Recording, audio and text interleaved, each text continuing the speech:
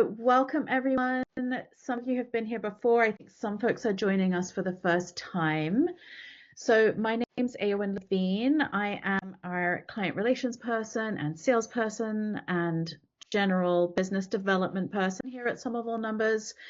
And today's workshop is with our wonderful CEO, Michelle Scribner, who's going to step in just a moment. She is also the fractional CFO for over 40 businesses every month and has decades of experience in business finance, both on the ground and in a consulting position, as well as running Sum of All Numbers. Our mission is to drive entrepreneurs toward financial peace, and we help them gain financial clarity and control. This is our jam. This is our expertise, except for me. Like I said, I'm not a numbers person. I'm the people person. We have a team of over 25 experts who support a variety of growing businesses. We do have some specialties such as construction, trades, service-based businesses, and real estate developers, but we work with a wide range of companies. And clients work with us so they can simplify cash flow, increase profitability, and make strategic financial decisions. We also, in many cases, take care of their financial record keeping as their bookkeepers and controllers. And these workshops are really a special moment in the month for us. Each month we love doing them because it's our way of giving back to the business owner community that we are in touch with, and to support those who may not be ready to spend $1,000 or $3,000 a month on bookkeeping and fractional CFO and whatever else they might work with us for. We know there's a lot of businesses who need high-level support without being ready for that one-on-one situation. I will also say this is a pitch-free environment. You're not going to have us pushing our services. That's really not the intention. We intend to educate and build community around financial education, and we're just delighted to be here. All right, I may have missed some things, Michelle, but I'm going to hand it over to you so you can pick up those threads and we'll get going. I am going to say as well, and I'll just put this first one here, is as I was preparing this, then there were a lot of principles that were like, hey, these are things you need to take into consideration and such. But then at the very end, I thought, wait a minute, I really want you to have some concrete action steps at the end of this. And so we have a Q&A at the end, and it is meant to for you to ask those specific things regarding your business and the way it applies to you. Because in listening to Eowyn, we've got a service-based business with the law practice, but then you've got probably employees that you're paying for. We've got the Juiced Right that you're going to have some products and such in there. And so you can see that when you've got a variety of different business types and industries, that things are going to hit you differently. And I don't want to be this so high level that it's like, well, that was a waste of my time. I really want this to be practical application for you. But the piece that I want to point out is that we're going to go into all three of these areas, is that there's a real strategy for making your prices, but there's more than that. There's a psychology, which Walmart has tapped into that psychology with their 96 cents at the end. They are not a 99-cent company. They're 97 or 96. I can't remember what it is, but it's not 99 cents. If you go into Walmart, go look at their prices. I'm pretty sure it's 96. But that is a psychology, because there's something about in our brains. That's why dollar stores have gone crazy, or it says 99-cent store. So you see that, and there is a psychology beyond just that 99 cents at the end, or $99 versus $100. We're not going to talk about that piece. We're going to talk about some other psychology. And then the goal here is for you to have your company be sustainable so that you can grow and you can not be hurt long-term wise. So, okay. So, there's my text. Look at that. All right, we are going to start here on strategy. That was a oops on my part. So, okay. This here is straight from Mike Michalowicz's book called Pumpkin Plan, which is a delightful book about how to really grow a giant pumpkin and have your business be a giant pumpkin. It's a quick read, it's fun, and it really gets your mind thinking. But what I want to talk about on our strategy here is that you've got these three pieces: the perceived value of your company and the product or service that you're offering, that what problems are you solving? So why do people buy from you in the first place? And then what also are you promising that they are going to get? So what I want to draw your attention to are these three things. So I just made this bigger for us to look here. When you've got something that is unique and you're selling to your top clients, but you don't have a system in place, then it's all dollars for hours because you've not automated anything. So when we're talking about pricing, then I want you to remember this piece, because some of you are solopreneurs, or you're small enough that you don't have a lot of systemization in place. But I want you to be thinking of that, because our goal is to be in the sweet spot. And when you're in a sweet spot, you can not only charge more, but you can keep more. So when you've got systemization, and whether that's just, hey, we follow this process, we've worked out all the kinks, and we're really efficient, now you're keeping more. When you know who your clients are and you have a system, but you're like everyone else, you become a commodity.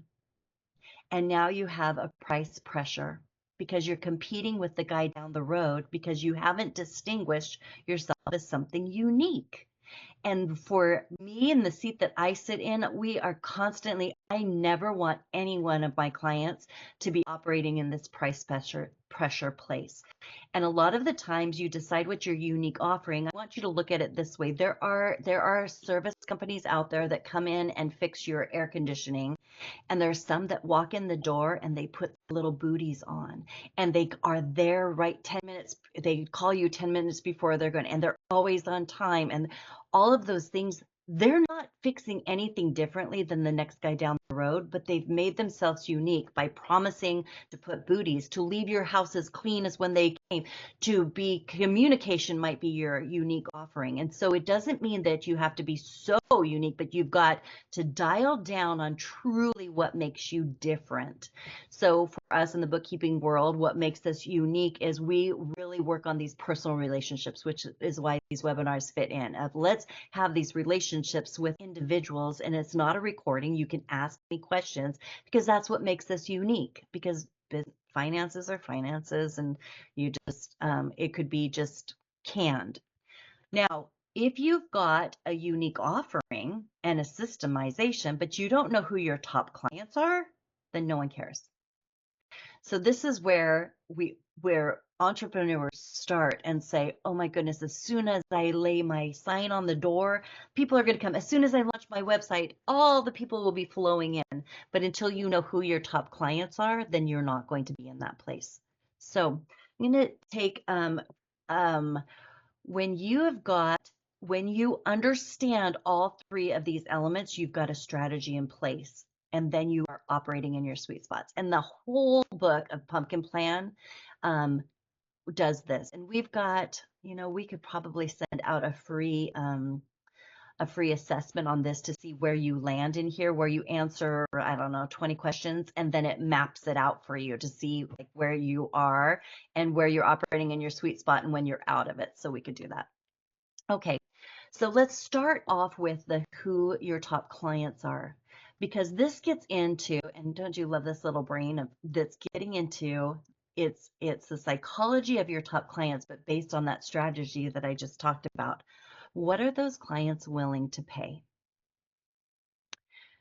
So we've got an electrician that is in a very remote, pricey area of California, and their top clients are willing to pay top dollar, but they also are on time and treating them. They're very, I'm going to say, they're very wealthy clientele because of where they are in California.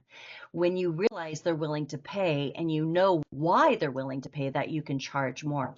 If that same company were then to go into the middle of Los Angeles, they would not be, their top clients have changed, and it would be completely different. So if you take two electricians, depending upon who their top clients are, it's going to see what they're willing to pay. The next piece is this perception of quality and the perceived value. So There are companies out there that have a beautiful front office where you can go to their office, walk in, and there's a lobby with fresh plants, and there's a receptionist that welcomes you, and then a conference room and all of those pieces. That is part of the perceived value. Now, they could be the worst business people on the face of the earth and do horrible work, but sometimes those top clients, they want that experience of knowing, hey, I've got someone who's established. And when you look at that, and the person who's with us, who is a law office, you might realize like our top clients, they don't care. They don't care if there's a lobby, or they do care. And so that also flows into what you can charge.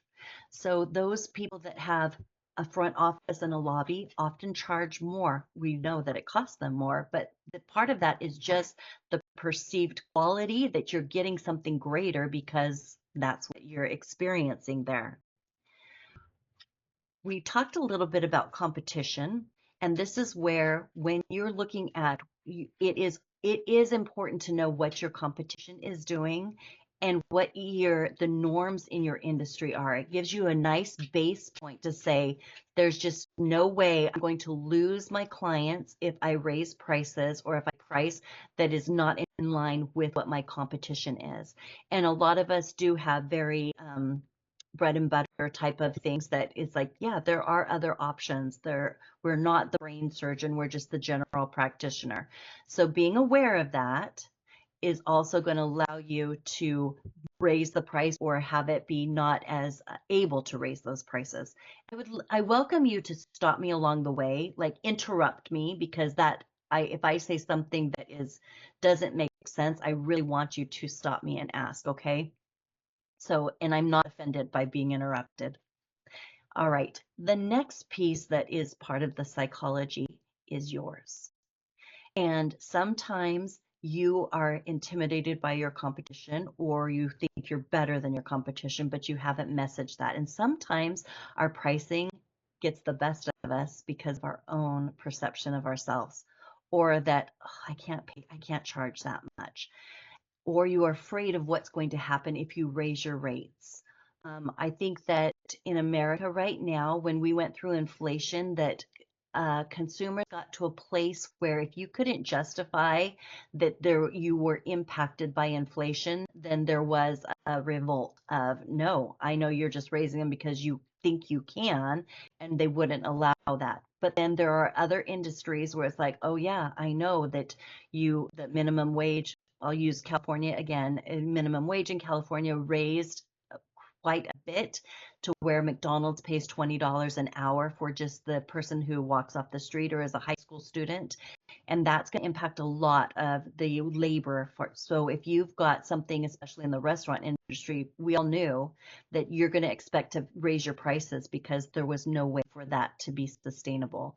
So those of us consumers were a little bit more tolerant of going to a sit-down restaurant and having the prices be 20%, 30% greater, because we knew what was happening, because it was happening across the board. So the other piece that is important to understand in your psychology is how are you able to get that messaging across of, this is what our prices are.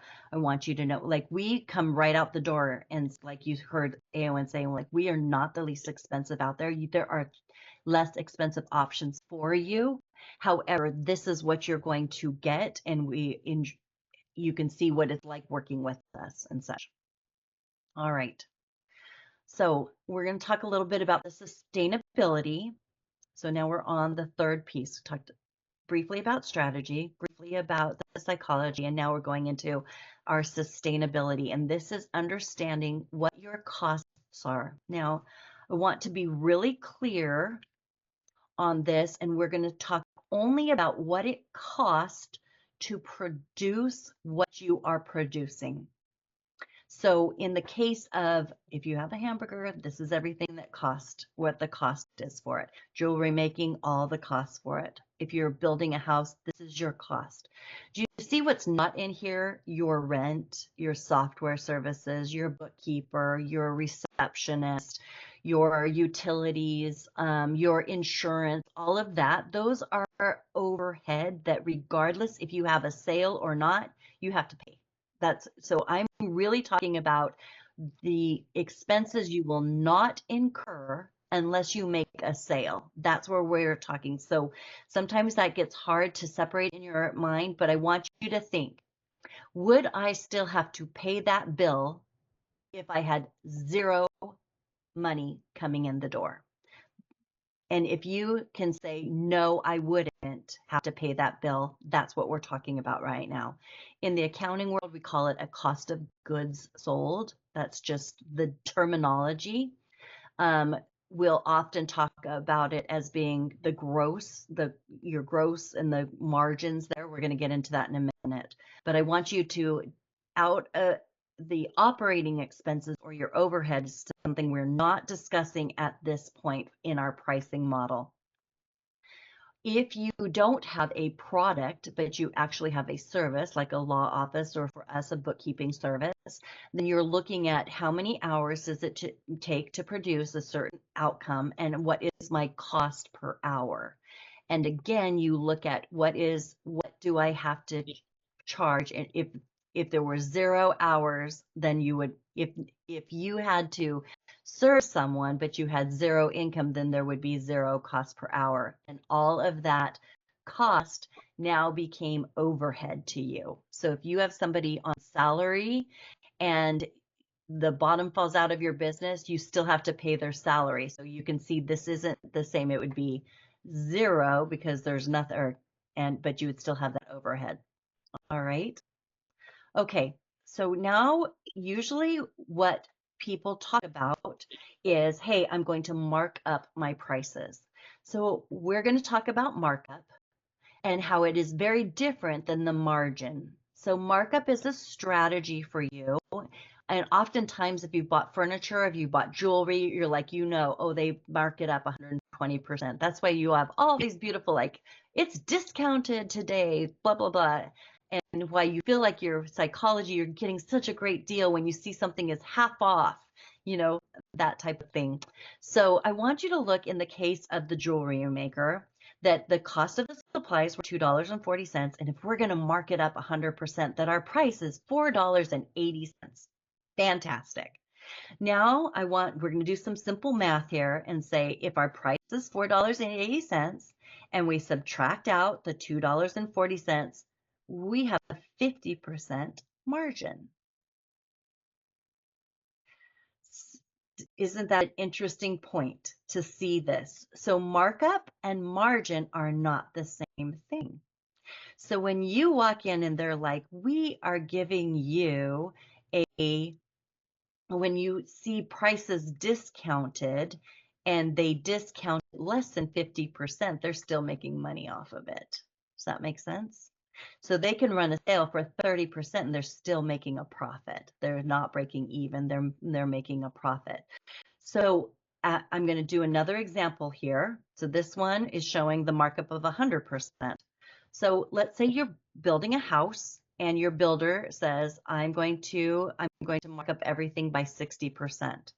So we take the $86,365 that it costs for all those materials, we bump it up or we say what's 60% of that, and we add 86,000 plus the 60%, and now we have a price. And your builder comes to you and say, I can build this house for you for $138,000. Well, this is what we call gross profit because it's before all of overhead. By marking it up by 60%, there's only a gross profit of 38%, actually 37.5, but I rounded. So again, markup versus margin. So mentally, if you're doing math, I want you to all be aware of that. And sometimes in the messaging that you give, if you discount something, you can see why. Now you're all going to be like tuned in to, hey, that really isn't they're still making money. Because obviously when people run sales, they're still making money. They better be making money. But at least for you, you can see like, hey, I am, but what I'm keeping is not the full 60%. You're keeping 38% is what you're keeping there. Does that make sense? And it's not just a simple 40% either. All right, I'm going to do another example. In your service industry, if it costs you $26.80, and I want you to think of this, if you have an employee, it's not just the wage, it's the taxes and the benefits that you have to pay per hour. So somebody who is on a W-2, we say, what is the true cost of that labor? It should include the burden of holding that labor. If you have to have workers' compensation, you still have to have, because those are all based directly on the dollar per hour. Meaning if they don't work at all, there is zero, but if they do work. So I just had a round number of $26.80. It would take 3 hours to complete. So the cost to produce something would be $80.40. Mark it up by 75% based upon the math that I just did here. I just didn't write it out. That's $140, but that markup is only 43%. The markup is 75%, the margin's only 43%. No, that's a lot of math. I wanted 3 different examples so you could kind of see what it was, and it really isn't a half. It's like just do the math. And there are charts out there. You can get online and find a free calculator to say, what is my margin? What is my markup? All of those things. So at this point, you can kind of get a feel for knowing what your costs are and what you get to keep. And whatever this number is here, that is what you get to keep in order to pay all those other bills, including your paying yourself, is what is left from here. And if you've been on some of our other webinars, and you can always ask AON for copies of other webinars that we've done as well, that this tells you the true size of your company and what you truly can afford. So when people ask me, hey, can I hire someone? Then I look at this number here and say, well, how much do you have to play with? Because this is gone and this is all you've got. And we look at that for other purposes. So we've talked a little bit about what that number is here. We call this the gross profit. And it is also referred to as the gross margin. It's the true size of your business and what is needed in order to pay all the overhead that you've got.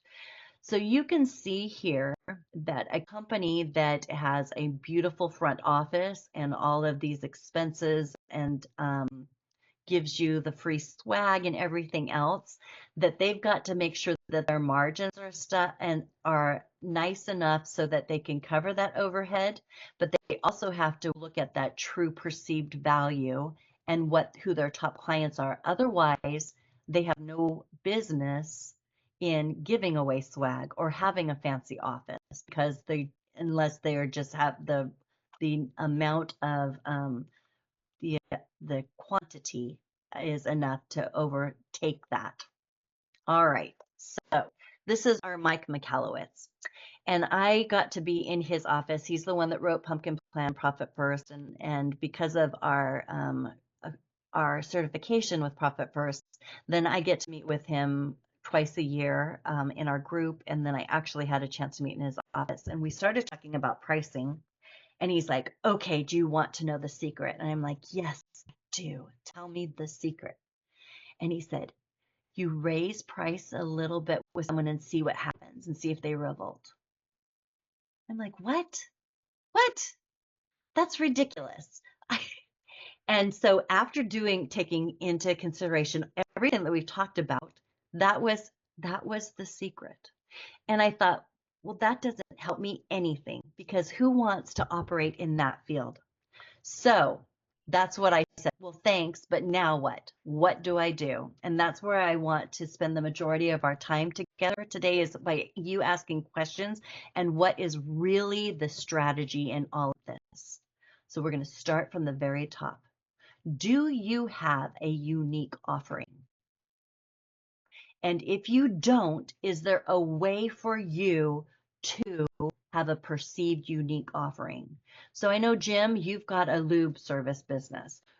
How can you make your lube service unique? We guarantee, a lot of times the unique is we guarantee you're in and out of here or something.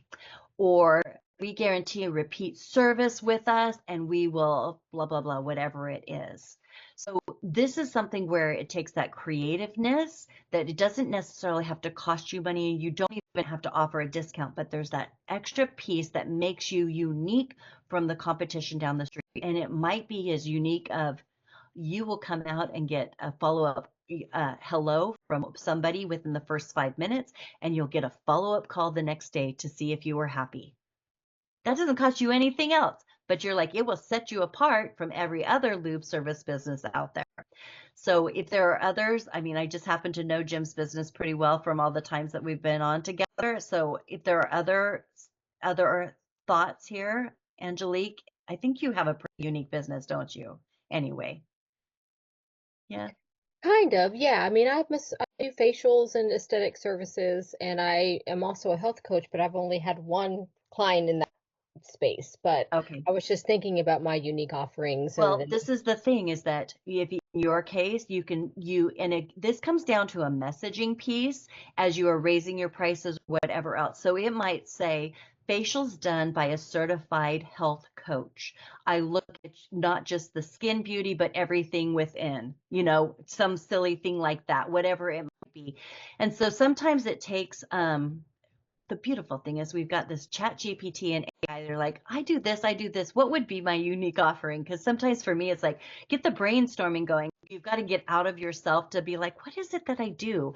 And just see what passes the smell test on that unique offering as well that differentiates yourself. And then just bounce it around a little bit.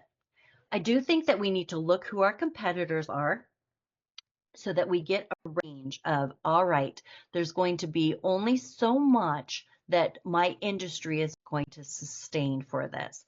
So we'll go back to getting a facial. So when you see what the competitors are, I'm going to tell you that a cruise ship is not your competitor. They can charge 3 times what you can. It's kind of like what is offered in a airport. They can charge 3 times because the competition is not the industry. It is you're stuck there. There's no place else for you to go, or you're in leisure mode, or it's like, oh, people have already spent money on the cruise and everything's included, so they've got discretionary income. How are they? So when you look at who your competitors are, it's not just the industry, but then you have to say, and that kind of comes into like, all right, who are my competitors in this space? That flows. Any questions on this part of the strategy? Okay. Now we get to the psychology, and I'm going to pull this back to Jim. So there's a psychology with lube services that if you Michelle, don't have a before coupon, you move oh, on, yes, please. Stephanie did drop something in the Yeah, chat. I think coming off mute isn't right for her right now. it's okay. So it says, our unique offering is likely that we're very down to earth and supportive of our customers, but we've had to majorly downsize while the leads have dwindled. So it's really been hard to stay personal with everyone as we struggle to stay afloat. How does that relate to unique offering? Okay. I'm going to say that that you've got to protect your unique offering at all costs. It is something that has to be protected because it is something that is going to define you as a company beyond the hard times that you're in. And whatever you need to do to protect that means every person in your company has to protect what that unique offering is. We refer to this is again, I'll refer to it like in another book by Mike. And this is not a pitch. This is more of like how he is great. This is a principle of business, and he's awesome of naming things and making it something. But he calls it, what is your queen bee? What is the queen bee that must be protected? It's not a person. It is what function. And so if you are known for quality and you diminish your quality to get through bad times, boy, you're out. And maybe there is an example of that where I don't know, some product out there that was known for their quality and then they started skimping on it. And what happened? It just falls out because people were buying it for the quality they noticed and they're gone. So likewise, if your unique offering is we are the least expensive, like I look at 20 years ago, Kia, you could buy a Kia and it was the least expensive. And that was what made them unique. You weren't expecting high quality, but you were expecting something It served its purpose. So as soon as you change that, there's a ripple effect, and you might lose all of yours because it attaches to who your clients are and everything else. So I know times are tough, but whatever that uniqueness is, you've really got to double down on it. Roman gave a great example, which is Boeing airplanes. Airplanes? Oh, Boeing. Boeing. Oh, there you go.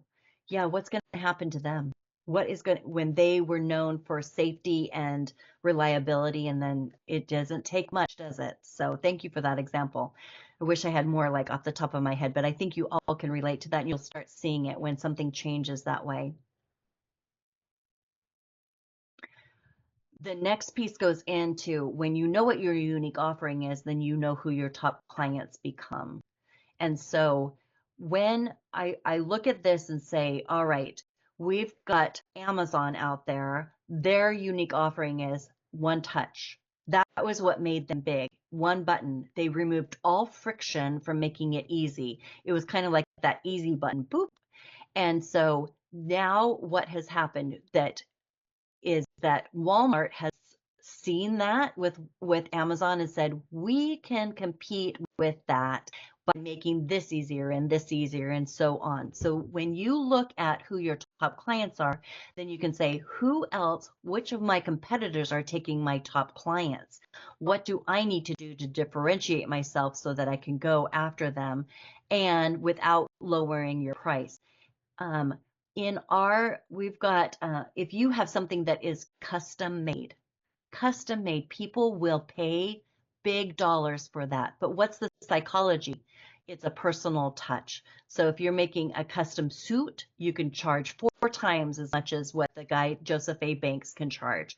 But there's a perceived that it might be the same material, it might be the same thread, but the quality of it's going to be customized to you, and you know what your top clients are willing to spend.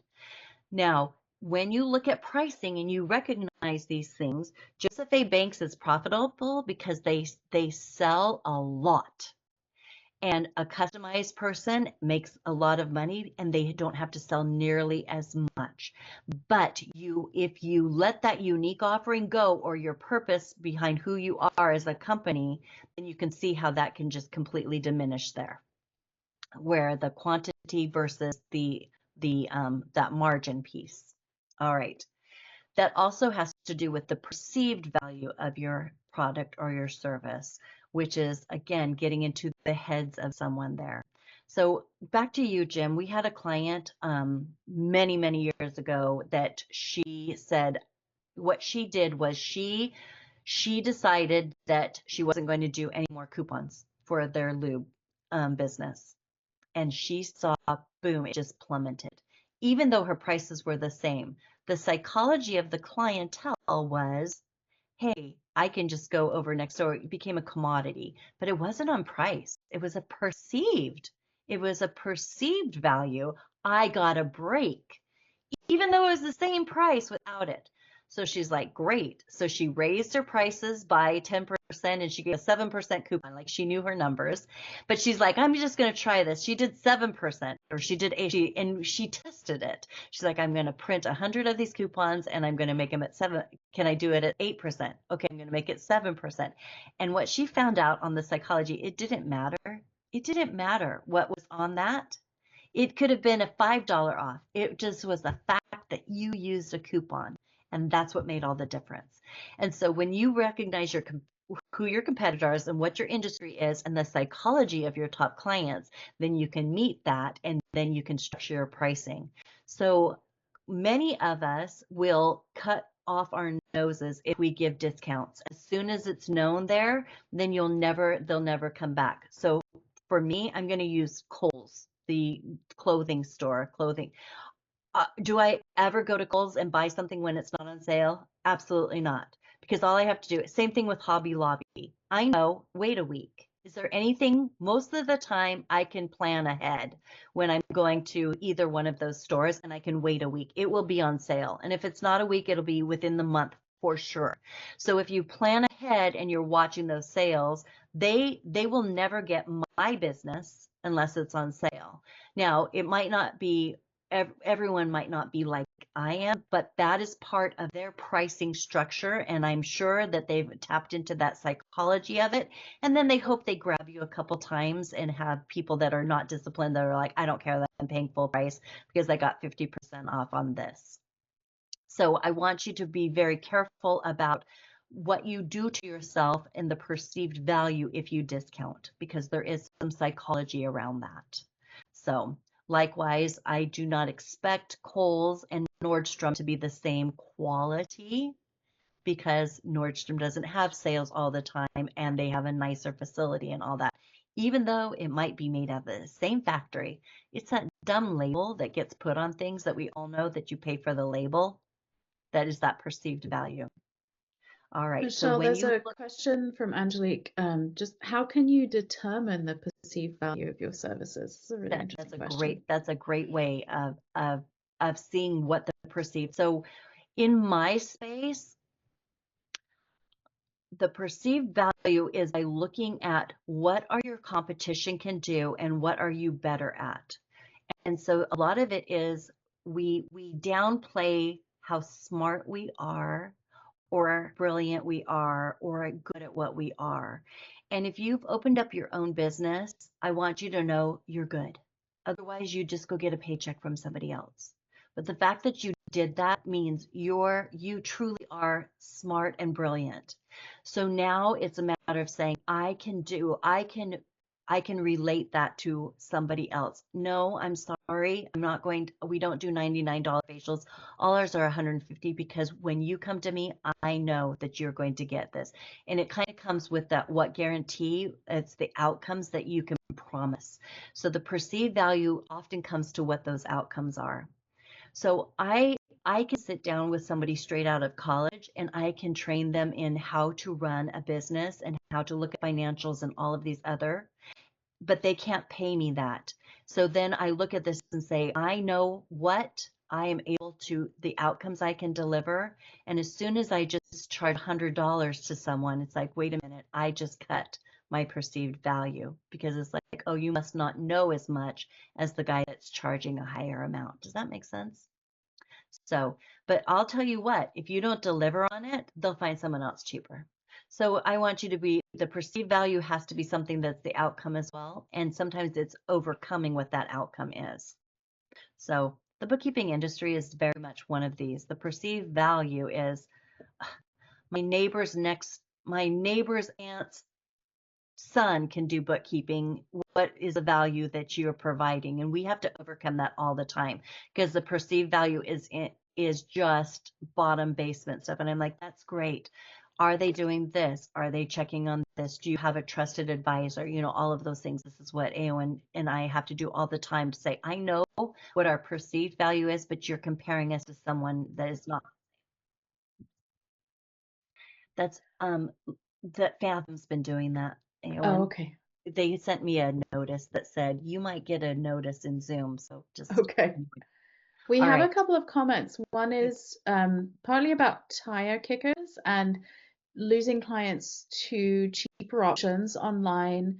Then Rombon mentioned with lawyers, the price point determines the client base. I mean, yeah, It absolutely. does. It does. I want to go back to it is okay. Um, I'm going to say this. We could do a whole webinar on this later. All money is not good money. You all have had clients that you're like, please don't come back. I don't want your money. Because the exhaustion that they cause you is not worth it, is it? So there's an emotional toll. We call it the cringe factor. And we're like, if you have caller ID and you see that person's calling and you go, that is not your top client. You would not want to reproduce and have all of your clients that way. In essence, the studies have shown that the top 20% of your clients are your top client. And the rest you can trim. And the bottom 20%, you can eliminate them. You can just eliminate them out of there. Jim, I'm going to go back to you on this. I happened to get my oil change the other day. And this guy came in and he was expecting a discount, and he came in and he goes, "That's not what you quoted me." And they argued back and forth, back and forth. And finally the guy just said, "Fine, I'll give it to you that." And he goes, "Well, I'm going to come back to do this other work later." The client left, walked out. The owner turned to his staff and said, "If he calls back, just say, 'I'm so sorry, we won't be taking them.'" He trimmed it. He was like, "I'm not going to deal with that anymore." So yes, you can lose once, but you don't have to take it over and over. So we, as a business, I'm going to say it's okay to have a list, and it could be a category. This category is not our top clients, but it can be an individual as well. And the more you're in business, the more you're identifying that. And I think should be an annual thing that you look at that and say, "Hey, this takes too much of a toll on my business." And so those tire kickers out there is like, go find somebody else. That's just fine. And you get to that place where you can get to a place of confidence. I'm like, I'm happy. Go find, if you find someone less expensive and please do. I want what's best for you. I've got to do what's best for my company. And it's okay if you go someplace else. That's really, really hard to say. But the truth of it is, a lot of times those ones that are the tire kickers, they distract you. So, all right. We've Knowing had, your, yes, we've go had ahead. customers who come in and say, "Hey, can I get 50% off like you did when you first opened?" And say, "Well, that's not available anymore." And they'll leave. I'm like, fine. And others, they get in there, they're personal. We talk, and they've asked, "What can this guy get?" And I'll give it to them. It just Yeah. depends on how I perceive them in some cases. Absolutely. Absolutely. And it is a two-way street for most of us entrepreneurs. By the time you get to Amazon, they don't care. They don't care. They don't know who we are as people, but most of you are dealing with individuals. And so please make that. And you will be able, what will happen is the sustainability of when you have your top clients, they will stay with you even for the price hike because they trust you. They know the value there, and that's where we get on the sustainability. So we get the luxury of being able to see people's books, to see when they are struggling and when they're not. We take that into consideration with our top clients. If we have it built into our contract, we can give a price hike every single year, and we make the decision, no, we're not, because we can see that piece there. Now, that is a win-win situation. But you know what else we do? We tell them, "Hey, I know you've got a price hike that is in your contract. We're choosing not to do that." What do you think that does? Boom, boom, boom. Well, what's our unique offering? Personability. You think they're not going to go tell their friend? And the thing is, top clients usually have friends that are like them. And so you want them to tell their friends. That's not a marketing strategy for the sense of like word of mouth. That's not something you can bank on, but it definitely is something with your sustainability. I want you to really look at the margins and really know how much you need to sell to cover your absolute minimum overhead. But that's a topic for another day, because there are some things you can't do. We are a virtual company. I don't have a rent expense, and I don't have utility expense because my whole team gets to work from the luxury of their homes. But that is not always what you can do as a business. So I want you to not have overhead be your number one factor, but to be aware of that is extremely important. But you can see, but knowing your costs, that is critical. And I encourage you on your pricing is that we've seen so much in the last 5 years, the cost to us to do business has increased and increased. And if you're not constantly watching that, then you're keeping less of your money. And we have had clients that took their eye off the ball, and it really hurt later on because suppliers, when lumber and the tariffs are another issue, that all of those pieces that we're experiencing as consumers. But for you as a business owner, please be very, very aware of what those costs are. The next piece also on your pricing is to say, is there more that I can offer my top clients that doesn't cost me more. So a lot of times you'll see, like in the esthetician world, would you like to add this piece on? And then I can discount that a little bit because you've just gotten more to your same clients and retaining them. So, all right, that kind of gives us to our question and answer period, but I'm really glad that you stopped me as we went along. I'm hoping that you've got some nuggets to go back and really flush out where you are and what you think you can do next, or at least be planning for the next year or for the remainder of this year and say, okay, January 1st, I'm going to do such and such. However, what 2025 has told us is you can't count on what's going to be here in 6 months because it's crazy world right now. So, all right, questions about what we've gone over or anything that you would, anything you've experienced, please share with the group because that's part of this too. If We you've do had have a question from Yep. Angelique. So any thoughts on having a sliding scale pricing option? I'd love to be able to reach more people, but understand not everyone can pay my pricing. I think that's a great way of doing that you can have it be customized. You've got to be careful with that so that it doesn't come across as, hey, well, my friend got this. And I think Jim experienced that too. That for him, it's very easy for him to say, yeah, we gave 50% off because we needed to introduce ourselves. And that was our way to we wanted to know who you were, but that's not sustainable for us. We didn't open our business. That's why it was 50% off. Otherwise, that would be our opening offer and we wouldn't have done anything. So what are you thinking sliding scale ways? I'm going to say that there are, like in the law business, that there is sliding. For us, there are sometimes that we will look and we know it costs us less if somebody else does, if they don't need us to do their invoicing. And so you have a little bit of a slide there that is not so firm on that.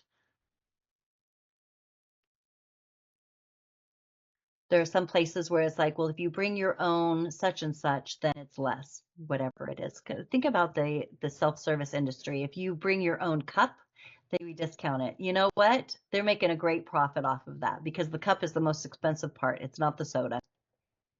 And so that's what might be an example of a sliding scale of what could you perceive that they're getting something. But is that what you're talking about?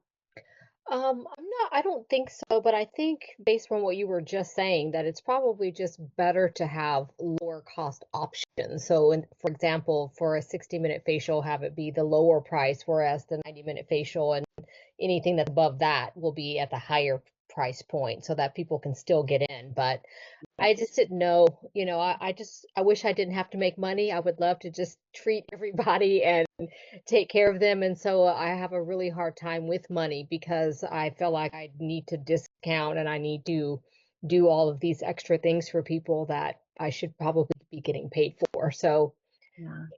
Yeah, that's a tough place, especially if you've got a servant's heart of doing it. So that's part of the psychology when I said there's some for you, is that it's like, okay, it's nice when you have bills to pay because you're like, I would give this away for free, but I need to support myself. And people will know that too. Stephanie, thanks for raising your hand on that. Sorry, still muted. So we manufacture commercial cold press juice machines. So we're very niched. Yes. We recently reduced our product offering to just be 3 specific models, and I think like we're trying to shift into more of a business oriented because we're getting a lot of people who are startups and they're not ready to purchase our machines, and I think that's where the tire kickers kind of come in. So I'm still working on the marketing of that, but I'm wondering if can you be too specialized or too narrow in your offering? So because we only have the 3 models, we're working on another, like a higher level, like industrial, and then we sell consumables for them, and we also sell the service to like That's repair amazing. and stuff.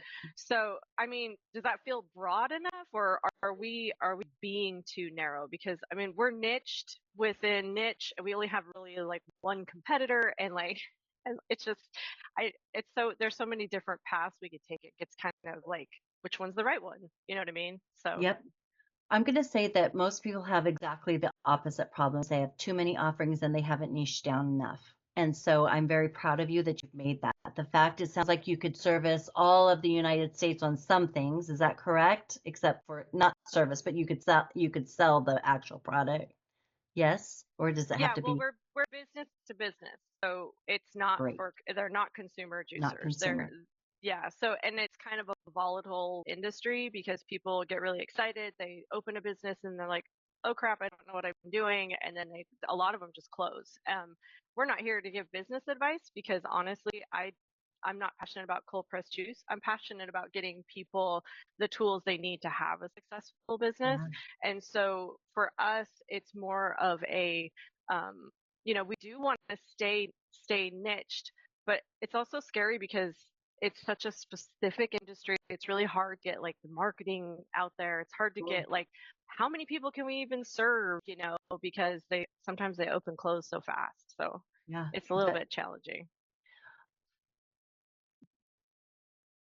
I don't have a slam dunk answer for you, except that you are in a prime position to really get the word out there that says we are different because we understand you're small, we're small. This is what we've got exactly this for you.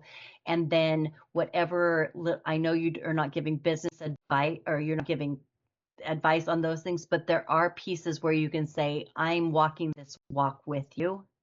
And if you are able to have enough of a demand across the area, because all of us, it was like, if you're only servicing, where are you in the country?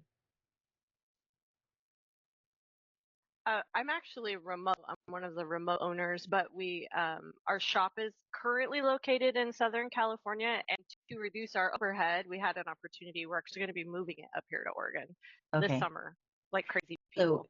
So you're not in North Dakota where people don't care about cold juice in the winter time, and that you've got a great market that is there. So I'm going to say that you're not too specialized.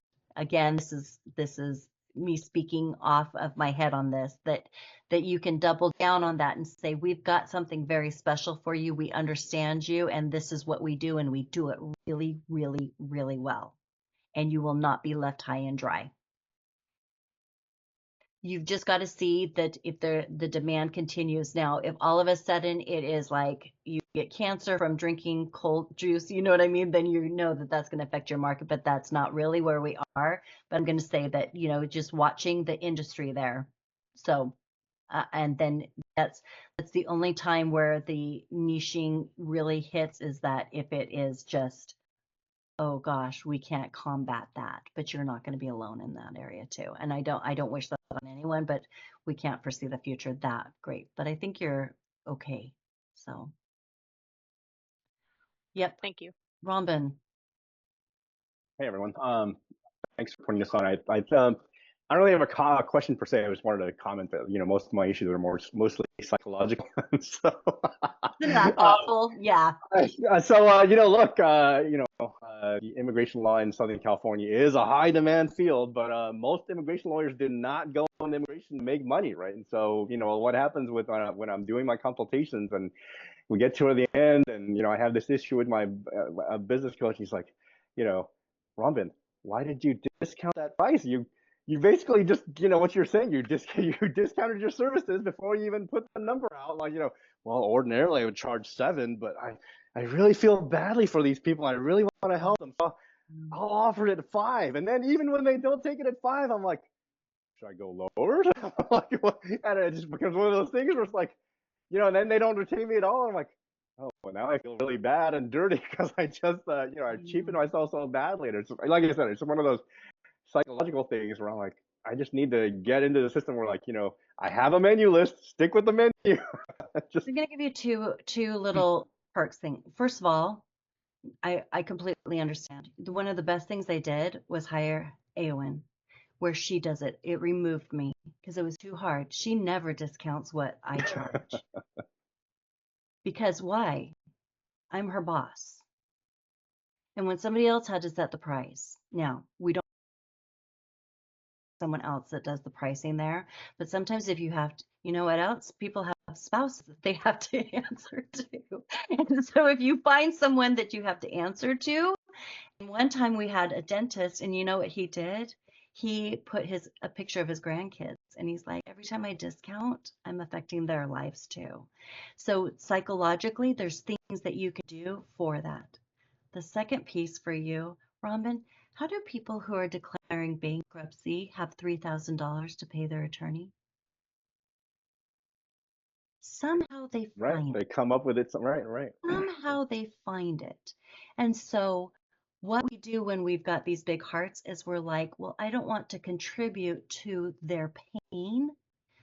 But in the case of bankruptcy, well, what's a bankruptcy attorney? They're contributing to pay. The guy's broke. He has nothing. You just charge him $3,000. But when the pain is great enough, they will find it, and they will have people that will, and you are doing something great, just like bankruptcy attorneys are helping people in really hard times. And guess what? They can find those dollars, and you're worth it because there's a peace of mind that you're delivering.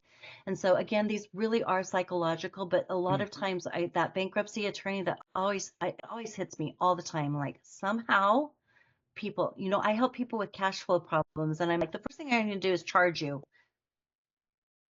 But if you know your outcome is such that I will help you solve the problem you have at hand, then I can stand behind that and say, I know this is going to be tough, but I can promise you these outcomes. And so that's the same for you. Okay. Thank you. Appreciate it. All right, Jane, and then we're going to have to wrap this up. Jane, please. Thank you, all of you, too, for your contributions. This really helps. Yeah, Hi. thank you, Michelle, and thanks for taking my question. I have a bike rental service here in Atlanta, and I have mostly customers that are tourists and travelers, and I get feedback that are on both ends of the spectrum when it comes to pricing. So I get feedback that I'm not charging enough, that I'm delivering a lot of value for the bike rentals. And then on the other end, I would get phone calls that ask for price, and I can kind of hear from their tone, or they say explicitly, oh, that's just not enough or too expensive. That's what we're looking for. I don't do hourly. I do like a flat rate of like daily rates. And Yep. so I know my business model is a little bit different than what the existing competitor is doing. And so I wanted to hear what you think about being right there in the middle of hearing that kind of feedback, we're not charging enough, and then the feedback of charging too much.